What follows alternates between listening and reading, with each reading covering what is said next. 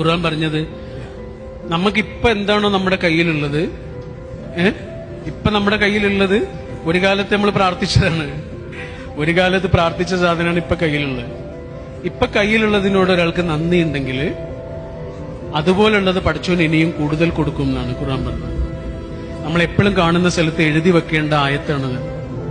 ലഇൻ ശക്കർത്തും ലഅസീദന്നകും. Full A+ നേടിയ mark ലിസ്റ്റുമായി നിൽക്കുന്ന കുട്ടിയോട് പറഞ്ഞു കൊടുക്കണം, ലഇൻ ശക്കർത്തും ലഅസീദന്നകും. ബിസിനസ്സിൽ വമ്പൻ വിജയങ്ങളുമായി നമുക്ക് ചെലവ് തരാനിരിക്കുന്ന നമ്മുടെ സുഹൃത്തിന്റെ ചെവിയിൽ പറഞ്ഞു കൊടുക്കണം, ലഇൻ ശക്കർത്തും ലഅസീദന്നകും. എടാ, നിനക്ക് നന്ദിയുണ്ടോ? നിനക്ക് കൂടുതൽ കിട്ടും. ആ കൂടുതൽ കിട്ടുന്നതിന് പറയുന്ന പേരാണ് ബർക്കത്ത്. അത് സാധനങ്ങൾ എന്നുള്ള രീതിയിൽ മാത്രമല്ല, പല രീതിയിലും. മനസ്സമാധാനമടക്കം ബർക്കത്തിന് അങ്ങനെ കൂടി അർത്ഥമുണ്ട്. മനസ്സമാധാനം